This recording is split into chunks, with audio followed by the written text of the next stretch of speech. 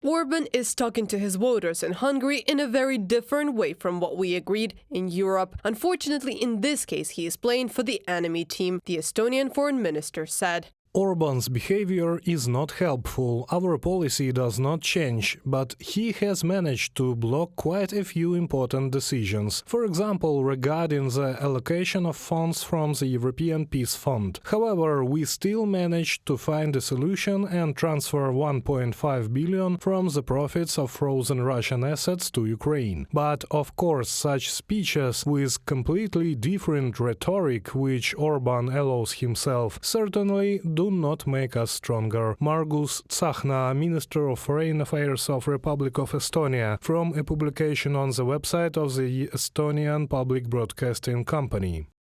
Hungary has held the rotating presidency of the EU Council from July 1st and until the end of 2024. As soon as the country began its EU presidency, Orban embarked on a diplomatic tour which he himself described as a peacekeeping mission. First, he went to Kyiv for talks with Ukrainian President Volodymyr Zelensky, and then, without the approval of the EU Council members, he met with Putin, Xi Jinping and Donald Trump. Brussels condemned the actions of the Hungarian head of government. The Danish Prime Minister emphasized the EU Council's opinion is unambiguous. Ukraine must win the war. There is no alternative to Ukraine winning the war. Because if Russia wins, it's not only Ukraine that loses, but all of us. Europe has never been as united as it's now. We sometimes have internal discussions, but it's not about 12 in favor of one option, 15 in favor of another. No, it's about 26 against 1. It's one country against the whole of Europe. Mette Frederiksen, Prime Minister of Denmark, at the Globsec conference in Prague. Budapest intends to continue blocking aid to Ukraine if Kyiv does not resume deliveries of Russian gas to the Lukoil company via the Druzhba oil pipeline, Hungarian Foreign Minister Péter Szijjártó has said. In addition, Budapest tried to put pressure on Kyiv and its allies for Ukraine to extend the contract for the transit of Russian gas, which expires on December 31st, 2024. European diplomacy chef Joseph Borrell assured that he would do everything possible to find a way out of the situation and unblock funds to help Ukraine.